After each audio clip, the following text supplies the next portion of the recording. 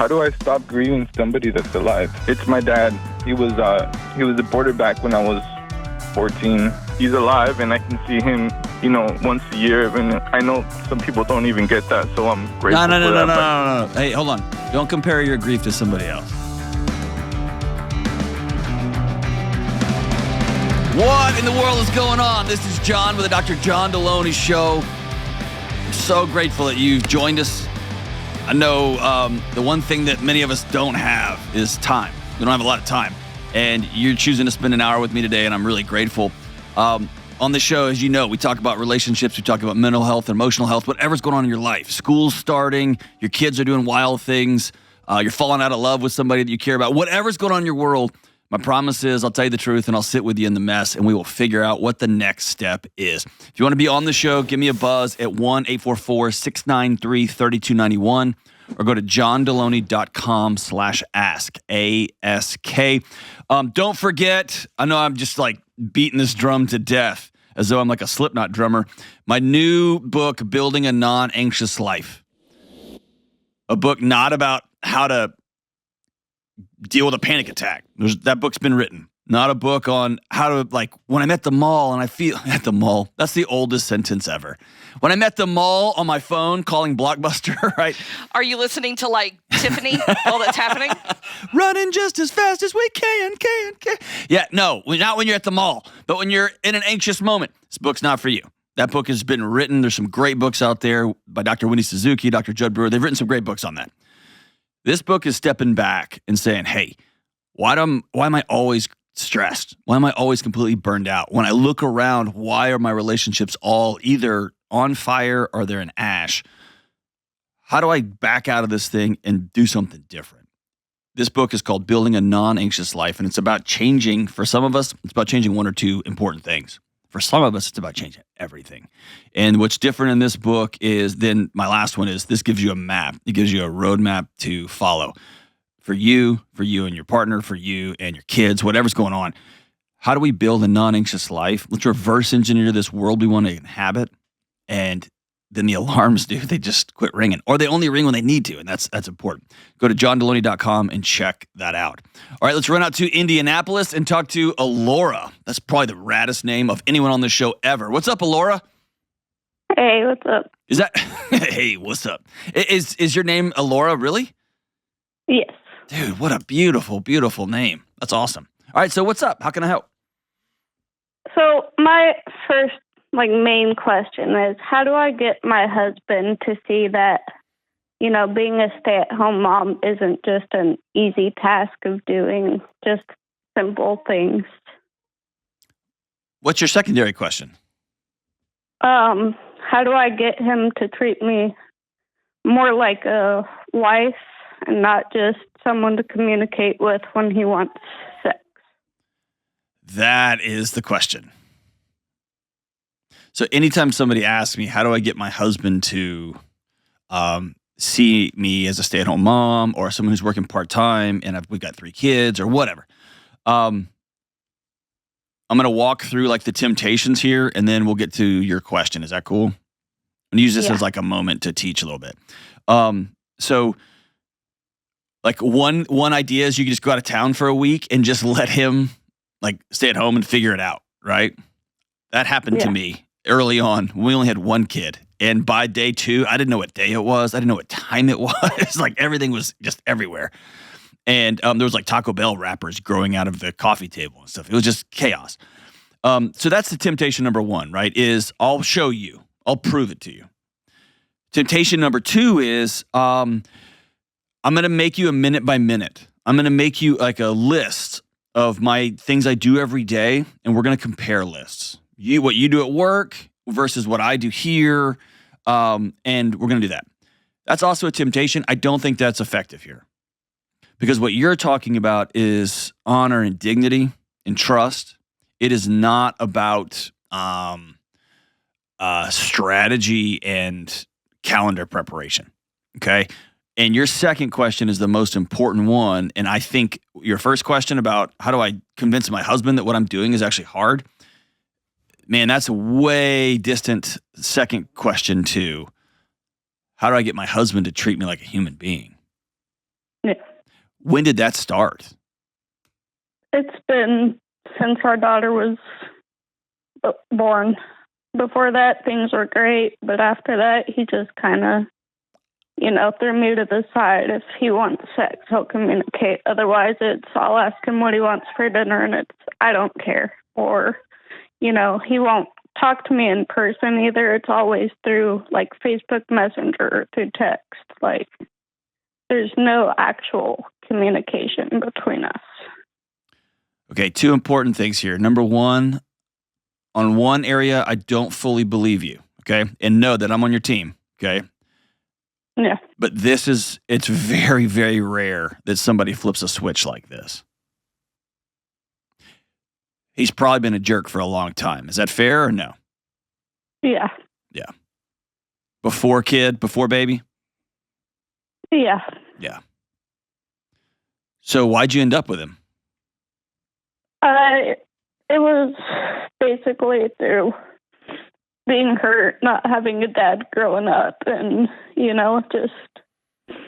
I was on the verge of leaving him before our daughter was born, but when I found out I was pregnant, I was like, I don't want my child to grow up without her dad like I did.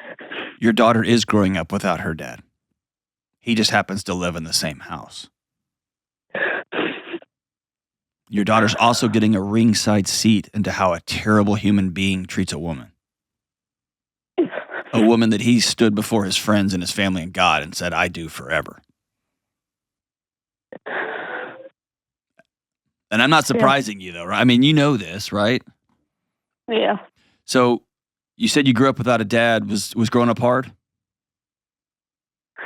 Yeah, I was adopted, so I was basically raised in a family with medically fragile kids. I was the only one normal, so I was kind of just left to myself most of my life. How old are you? 24.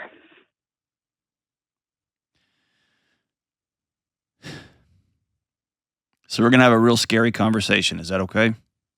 Yeah. Because I know you've thought this through, and my promise is I'm going to be honest, okay? This is the part when people listening to the show start yelling, just leave him. What are you doing? Why don't you just move out, right? Yeah. And that's the moment when the 24-year-old mom, who's been a stay-at-home mom, who's been beaten down her entire life, says, yeah, but how do I eat? And how do I pay rent? Where am I going to go? Yeah. So my question for you is, where would you go? Probably back to New Mexico where my family is. Is that a safe place to go for a season to get your feet underneath you?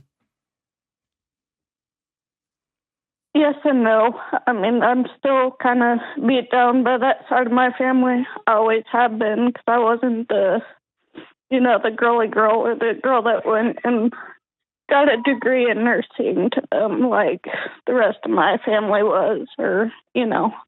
You do have a degree in nursing, or you didn't get one? I didn't. Both Okay. my sisters and my mom did. Okay. All right. So you're taking a different path, and when you take a different path, it looks cool on Instagram, and B, in real life, taking your own path is hard, right? It's just harder, and that's cool. It's just more of a struggle. I'm going to go as far to say, based on what you're telling me about him, you are not in a safe position. Is that fair? Your home's safe? Yeah. My home is safe, yes, other than, the fact that you live with a constant grizzly bear who fear. won't talk to you? Yeah. So let me flip this around. Have you sat down and talked to him and said, hey, what happened? I've tried to, and he just says, basically that I'm making him sound like a monster. He is. Always. He is a monster, Laura. I mean, tell me I'm wrong. Defend him if he's worth defending.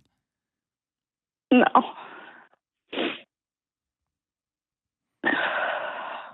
Are you done with this? Yeah. You sound done. And one of my policies on this show is I never tell somebody to get divorced unless they're at in physically or psychologically unsafe. So I can't make that call for you. Yeah. But I do think it's really, really important that you get with a professional counselor ASAP to do a couple of things. Number one, you have to learn how to stand up on your own 2 feet, and you can.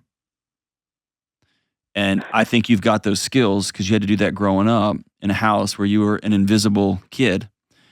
And also, it's scary, right? Especially being a single mom. Yeah. 2, you're going to have to get some wisdom and guidance on how to navigate this relationship, whether you try to save it again or you end up ending it. You're going to need somebody to walk alongside you, okay? Okay. I also know that stuff costs money. So I'm going to give you 3 months with my friends at BetterHelp for free, okay? Okay. But you got to promise me that you'll use it. Yeah, I will. And that might only be a bridge to get you to a counselor in town, okay? And but you got to promise that you're going to do it, and it can be weekly counseling that you can do via your phone. You can do on the computer, right, on Zoom or whatever, however you want to set it up. But you got to promise me that you'll do it. Will you? Yeah. Yes. Okay. Another thing I'm going to send you for your home, I'm going to send you Financial Peace University and the Every Dollar app for a year. Here's why I'm doing that. 2 things. Number one, I've seen it happen over and over and over again that talking about budgets forces couples to sit at a table. Sitting at a table may not be safe for you, and that's okay if it's not. But talking about money means you have to talk about what are our values and what do we want to do and what are our dreams and what kind of house do we want to live in and what kind of home do we want to have and what kind of vacations do we want to go on. It forces you to have those conversations about values and goals and unification, or parts where you're like, yeah, I'm out.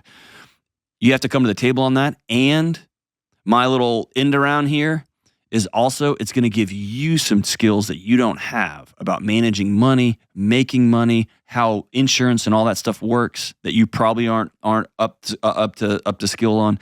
But it's going to give you some insights into what life would be like if you end up going back to New Mexico for a season. Okay? Okay. So hang on the line. I'm going to send all that stuff to you. In all, I need you to hear me walk away with this. Number one, you're not crazy. You're not crazy. It is. I don't blame any guy who just got married, who's working really hard, and he gets home, because this happened to me. I'd get home from work, and my wife would just hand me our kid. And she, by the way, she was working full time, so that just shows you what an ignorant moron I was. But she would just hand me the kid, and my first thought was, whoa, I just got home from work. You know how tired I am. That would be my first thought. That's just me being honest. And I learned in short order, my fatigue is pretend fatigue compared to what she's working through, right? It's not real. Actually, it super was real, but we had to figure it out, right? So I'm not ever going to fault a guy for being like, well, what do you do all day? That's an honest question that if we don't ask that question, then what happens is you end up being quiet about it. You end up building up resentment, and that's stupid. And that is different. That's a different question to, hey, what happens here all day? Is different than, I don't talk to my wife. I just talk to her on Facebook Messenger like a child. I only contact her when I want sex. I don't interact with my new baby. That has nothing to do with how do I convince my husband that I've got value, that I'm doing stuff during the day. I say this often on the show, and I'll end the call with this. Behavior is a language. So often we try to get people to talk to us, and they don't talk, or they don't have the communication, the ability to talk. We say, hey, will you sit down and talk to me? You sit down and talk to me. And really, through their actions, they've been loud and clear. And in a situation like this, I can ask, like, hey, I want to talk to that guy, see if your marriage is over. Or behavior is a language. He is being very clear. He has no interest in being married to her. He's interested in having someone to sleep with every once in a while. He's interested in having a live-in housekeeper. He is not interested in being married or having a wife, doing life with somebody. Behavior's a language. I hate this for you, Laura. We'll be with you every step of the way. Call anytime. Please reach out to my friends at BetterHelp. I got you for 3 months. Please reach out to them. You're going to need somebody in your corner because it's going to be a long, scary road. But you got this. We'll be right back. Good folks, slowing down is a critical aspect of mental health. Calming music, prayers, meditation, they're all great ways to find peace. And Hallow makes it easy to start a daily practice of meditation. Hallow is the #1 prayer app in the world, and you can tailor content towards your faith tradition. From scripture readings and prayers to journaling, Hallow makes it easy to practice prayer, meditate, and build a deeper, more meaningful spiritual life and rediscover true peace. Go to hallow.com/Delony today to get 3 months of Hallow for free. Hallow.com/Delony. All right, we're back. Let's go out to Portland, Oregon, and talk to Jose. What's up, Jose? How you doing? I'm good. ¿Cómo estás? Bien, bien. Thank you for taking my call. You betcha, man. How can I help, brother? Yeah, so my question is,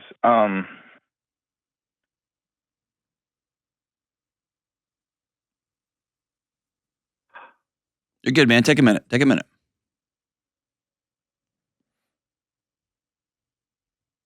how do I stop grieving somebody that's alive? Oh, man, that's a heavy one. Tell me about it. So basically, it's my dad. He was deported back when I was 14, so about 14 years ago, and jeez, man. Yeah, I mean, I've had a lot of things happen, from that point on, and I'm 29 now, and basically, I have decided that it's time to work on my depression. So,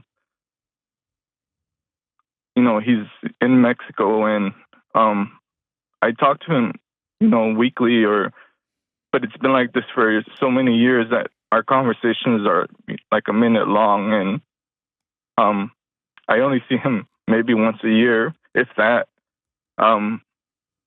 So he's part of my life, but at the same time, he's not, because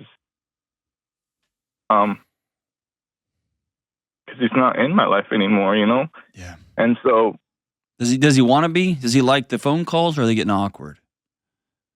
they're just, it's just so short. It's like, hey, how you doing? Good. Yeah. What are you doing? Going to work. Okay, I'll talk to you tomorrow. Yeah.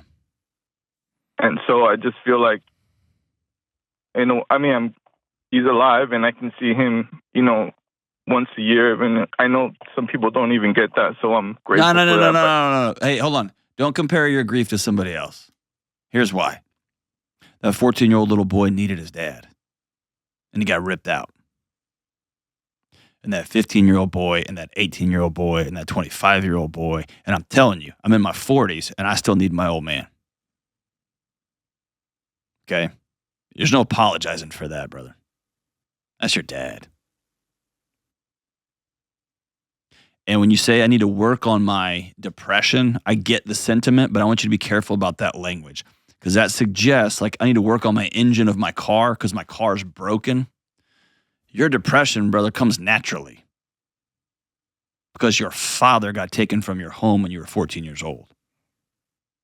And so your body shut the system down so that the thing would keep operating.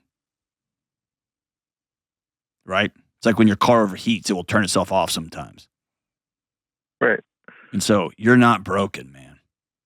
Your body's been trying to survive without the Padre for a long time. Are you a dad now? Yeah. How old is your kids? They're 4 and 3. Okay. The reason I asked that is I was expecting you'd have young kids. Here's why. If you're like me, dude, when you had kid number 1, it was kind of a whirlwind. You had kid number 2, you start to feel your heart expand in a way that you didn't know was possible. And you realize the capacity for love that you didn't know was humanly capable, especially within your knuckleheaded chest, right? And then you start to think, oh, my dad felt that too. And then there's this, it's like when you get older, you feel this different compassion for your parents because you realize they were hurting too. And they wanted to do it right, and they messed up too. And they didn't know what day it was either. And the whole thing just gets messier and messier and bigger. This is called wisdom, and it's called forgiveness, and it's called just expand. You're just going through a natural moment in your life. And if your dad was with you, it's when you start being like, all right, he just runs his mouth about politics. That's fine, but we're going to go get tacos anyway.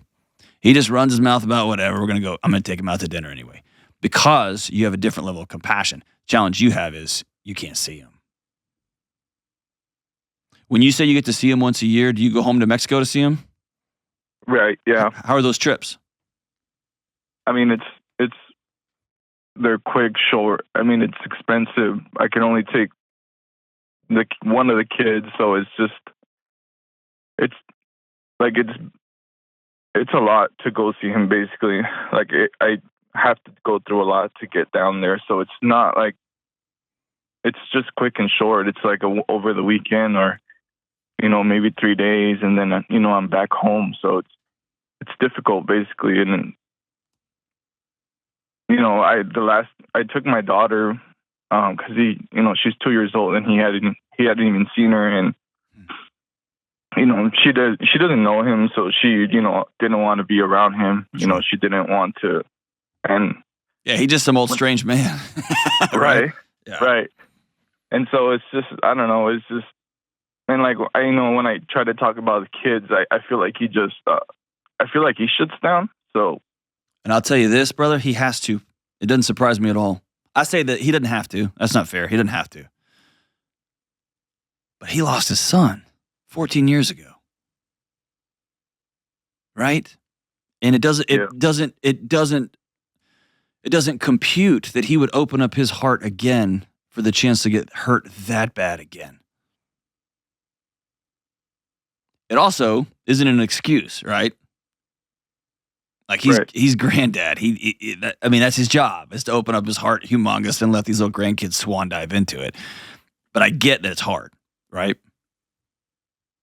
I get that. It's not an excuse, but it's a context, right? So here's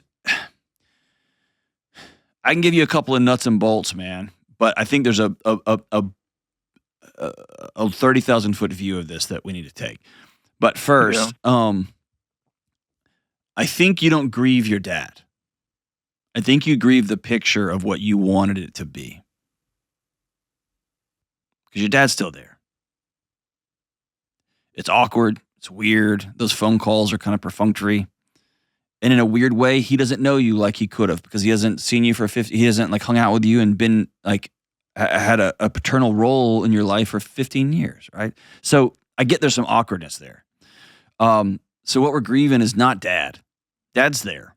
We're grieving this picture that fathers and sons are supposed to be able to hang out together and have dinner together and bicker and complain with one another and challenge each other to arm wrestling matches and debate politics and roll their eyes at, you're supposed to be able to do that.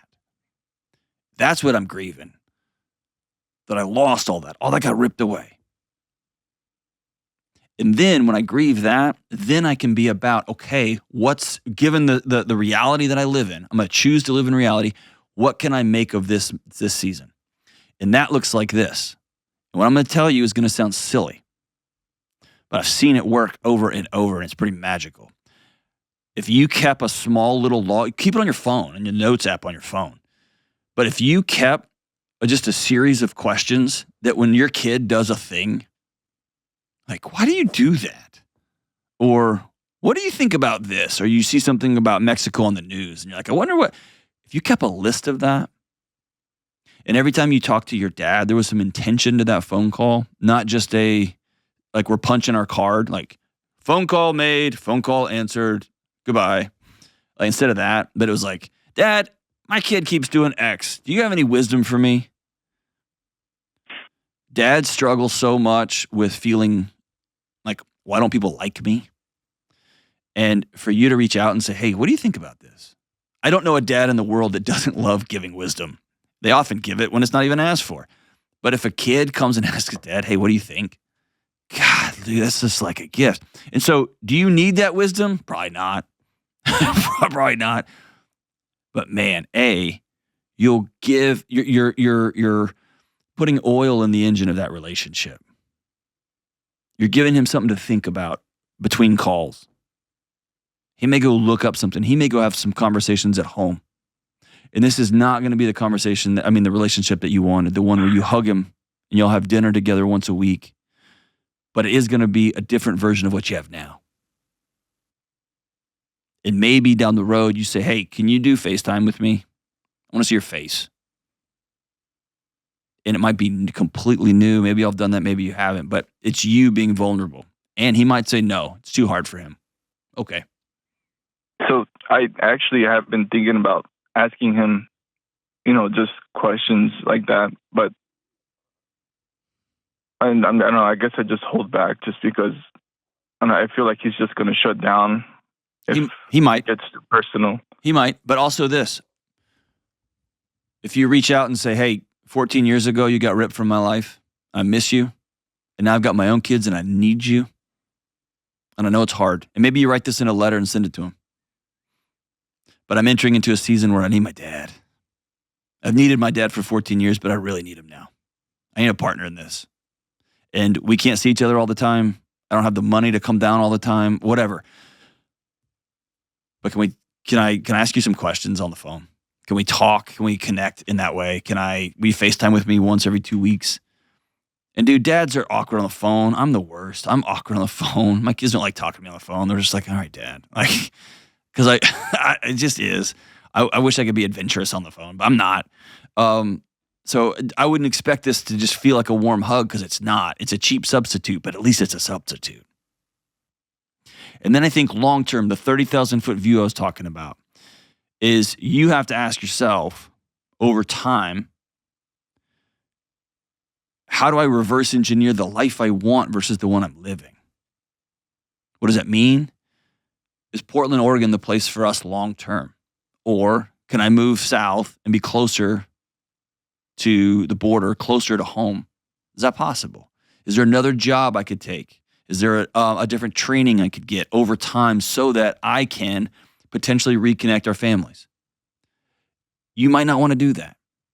I packed up and moved 1,000 miles away from my family, right? So that doesn't, not out of anger or anything, but it isn't always practical. That isn't always the solution for everything.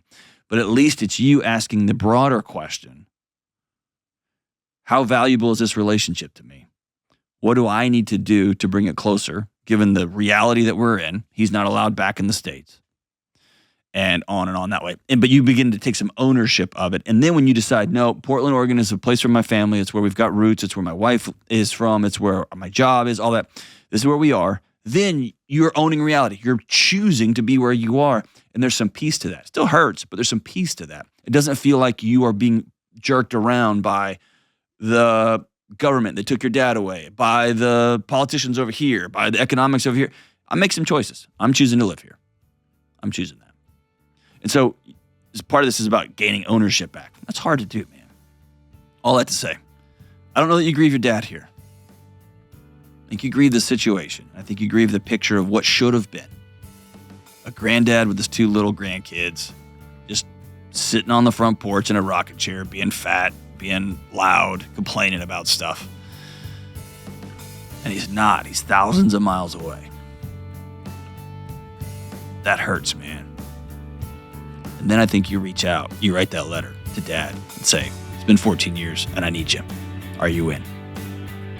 That's a scary letter to write, brother. But I think he's worth it. I think you're worth it. And I think your kids having a granddad is worth it too. Thank you for the call, my man. We'll be right back. This show is sponsored by BetterHelp. Hey, folks, all of us need a little guidance sometimes. In life, we're faced with tough situations and choices, and the way forward isn't always clear. I've been in that position. In fact, I'm in that position right now, and therapy is helping me find a path through it. Whether it's a career decision, relationship at a crossroads, or some other struggle you're facing, you need someone to talk with to move ahead with confidence. So if you've ever considered therapy, I recommend BetterHelp. BetterHelp connects you with a licensed therapist who can walk with you on that journey to discover who you want to become. BetterHelp is entirely online, so it's convenient, flexible, and it fits your schedule, whatever your schedule may be.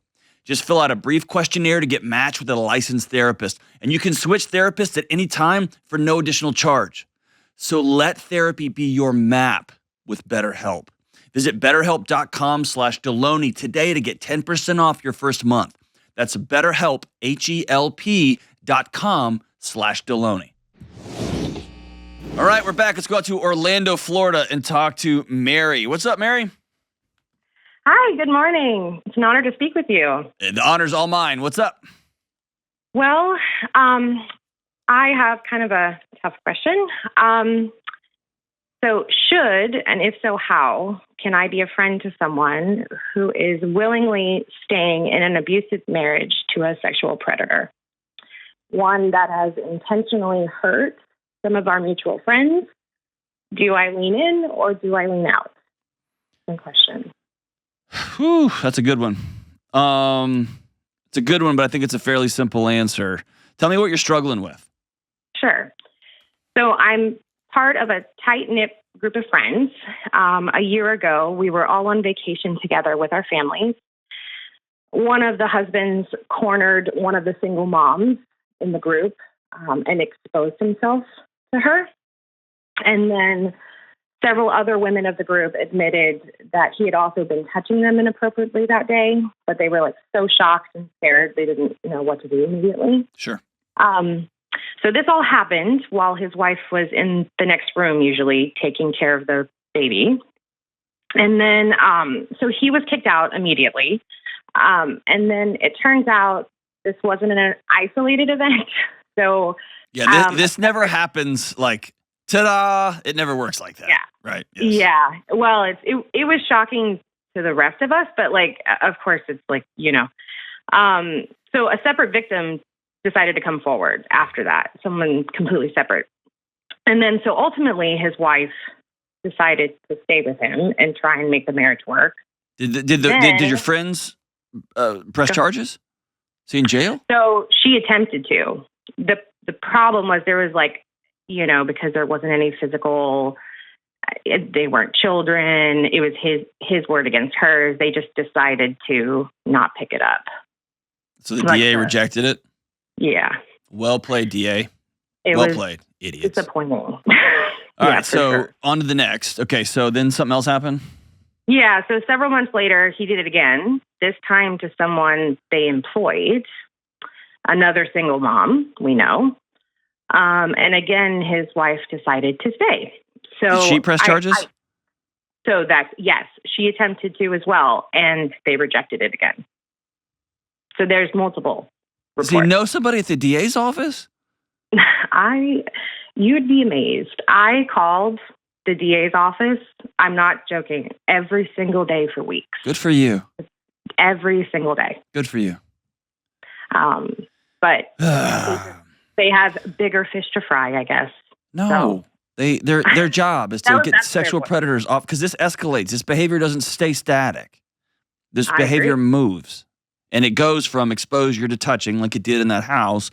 And I promise you there's a wake of women this has happened to that, like you said it perfectly. It's so shocking that this happens when your buddy's right next door and her husband's right here, that it shuts your body down in a way that's unnerving. You think I would never shut me down. It does. It just shuts you down, man. And for sure. Jeez Louise. No, this is their job. This is the fish that they need to be frying. But okay. I agree. So tell me what you're struggling with. Well, because, I feel like she's being his wife, right? I feel like she's being manipulated and emotionally abused by him. I feel like she is opting out of your friendship circle. Yeah. Period. Mm-hmm. And you can get inside her head and try to insert yourself into her marriage, into what's going on behind closed doors. She knows. She knows. Mm-hmm. Or here's the other thing. She is calling her best friends in the world complete and utter liars. Oh, no, she knows it's true. He admits it. Yeah. Then, good God almighty. Then yes. Yeah, he just tells her I'll never do it again. No, she's opted out. She has opted out. Here's why. If somebody's struggling with addiction, I have some counterintuitive. I tend to think addiction is a connection disorder. So my friends who struggle with addiction, I lean in. I don't give them money unless we're working towards a specific thing. I don't it's not willy-nilly, but I lean into that. Okay. When somebody is with a sexual predator, someone's unsafe, someone's going to enact violence in our community, they're out. They have opted out. Like I said earlier, behavior is a language. They are choosing to leave. And I would tell her, we no longer are, speak for yourself, I no longer can be in relationship with you connected to this guy. Yeah. And you get to draw that boundary. And she gets to say, oh my gosh, you're abandoning me. You're the worst. He said it would never happen. Blah. Great. Cool. Whenever you put up a boundary, the people who you are putting up the boundary against will come bang on that boundary as hard as they can to see if it will hold. Yeah. And as for me in my house, I don't hang out with sexual predators. Oh, for sure. Yeah. I mean, I don't. You know what I mean? Yeah. I think my heart's just broken. That to me sounds more realistic. I don't think I'm telling you anything you don't know. I think it's just living with the fact that, like, this is my best friend, and I have this conflict because I have this foundational principle that I do not let my friends do hard things alone. And so I'm... Okay, but let me tell you where that falls in on itself. Yeah. She didn't ask you. And so I don't let my friends do hard things alone if they ask me. Yeah. But I can't insert myself into their life if they clearly don't want me there. That's true. And so what you're trying to do is play God in her house, and she's saying, I'm good. Yes. And so what you have to do is take control of your life. And that sucks. That's so heartbreaking. You said it best. I love the heartbreak. That's the greatest word for it. Yeah. Because your friend doesn't want your help. She doesn't want your wisdom. She doesn't want your advice. She doesn't want anything to do with it. She wants to go on and pretend that everything's great, and I just have a little rapey husband, but it's okay. Yeah. Horrible. I feel terrible for their child. I feel terrible for everybody involved. I'm disgusted by the police response. 1, fine. He said, she said, fine. 5 people in the same house over the same weekend gets real sketchy. Then the next person a few weeks later says, hey, this happened too. Now I'm losing faith in you. Can I have do you have time for a follow-up question? Yeah, follow up. Bring it. So one thing I'm just really hitting my head against is this perspective that she has that, like, he has no control over this because he's a sexual addict. Bull crap on a stick, on a pony, in a box, out on the beach somewhere. That's not true. Great. Thank you. It's absolutely nonsense. I have no problem keeping my pants on, so, I don't get it, but it's just, here's the deal. I know I've sat with people who struggle with all sorts of forms of sexual addiction. It happens. I will even go as far to say, especially initially, the impulse is very hard to control. It's real. The kind of like you have to sneeze and you can't sneeze. Or I got diagnosed with OCD long ago. Like, I need to blink or I start counting things. It's hard when I catch myself and I have to stop. Okay, that's hard. I feel it. It's almost like a pressure that builds up. And that is no excuse to destroy the lives of other people. So it becomes your job, if that's your impulse, to go get the care and help you need so you stop hurting community members. And if you won't, it's the police's job, it's our community's job to say, you have exited out of our community. You are no longer allowed to be a part of this community because you keep violating people's sexual boundaries. That's how that goes. And so I will go with her as far as he can't control the impulse. It's internal, and that's where that ends. Because he can control his behavior, period. He can go get help, period. He can say, I won't be around any other people until I get this under control, period. He can go check himself into a rehabilitation clinic, period. And he's choosing not to. He's choosing to let everybody else in his community, all these other women who are a part of his life, through his wife, through his being around his child, they get to pay the price for his cowardice and his unwillingness to go get well, period. I don't know if I made myself clear enough on that or not. I have so little patience for sexual predators. In several of my mentors, like my professors, went and are licensed in working with behavioral sex folks who struggle with sexual behavior disorders. Okay. And so I get it. It's hard. It's a nightmare. And it is not permission. I mean, I can't imagine walking into a room of my wife's friends and thinking, you know what I really feel like doing right now is taking my pants off. I can't imagine that. I sympathize with somebody who that's their body is like, do it. And you can't do that. You got to go get help. Well, and it's also very predatory behavior, like who he chooses. Of course it is. Yeah. Of course it is. And there's a real big power play to do that when your wife's in the next room. Like, what are you going to do? She's in the house every time. Oh, you're going to blow the weekend up? You're going to make a big deal in front of her? And your body goes, just shuts down. And then that power, I win. I got it. Right? I'm not having that, dude. No way. But I want to honor you. This is hard because you're losing your good friend. I also have to say, I don't want to talk crap about your friend, but I'm going to.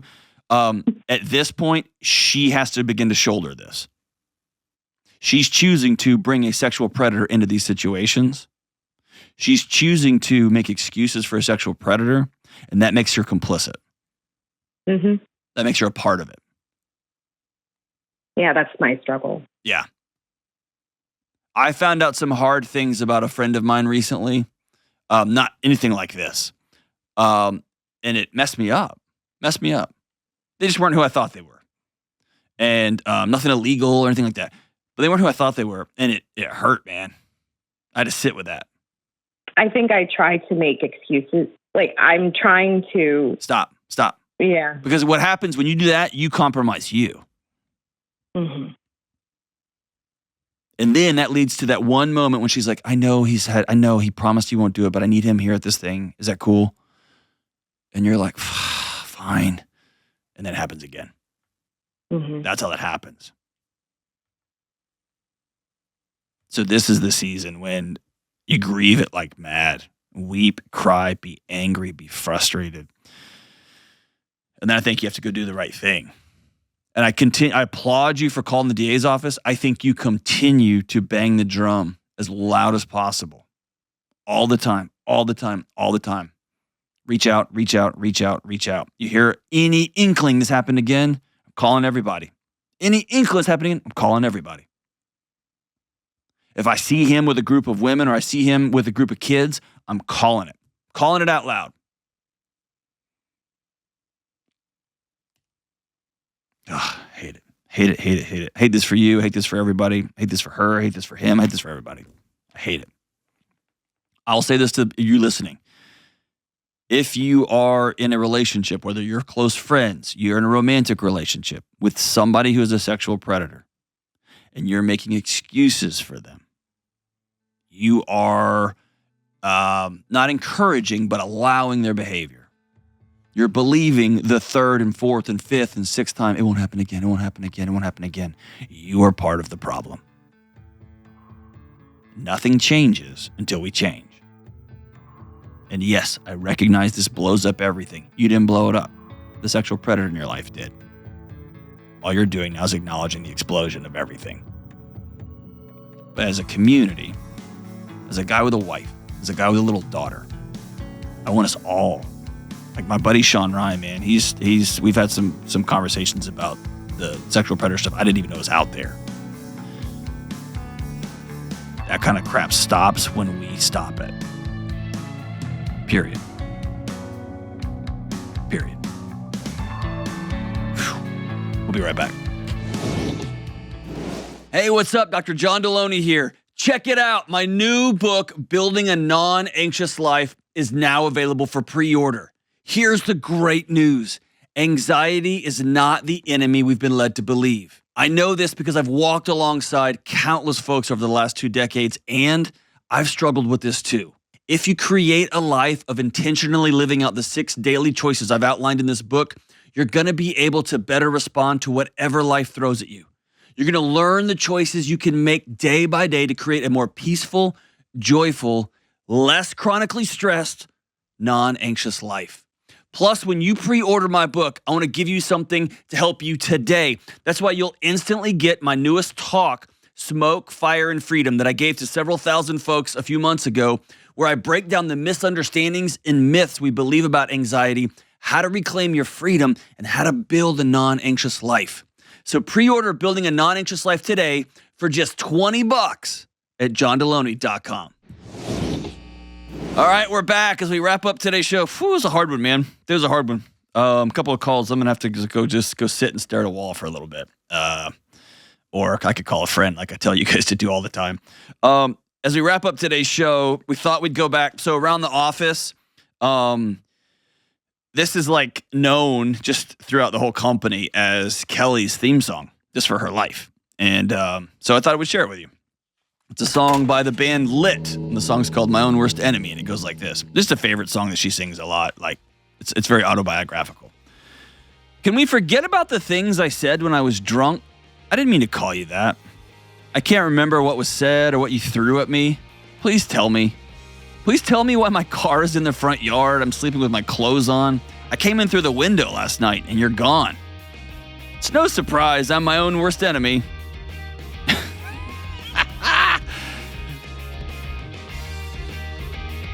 Your poetry is so good, Kelly. And I'm glad you got royalties off writing this song. That's good. No? I wish. I wouldn't be sitting here. I love you guys. Bye. Stay in school.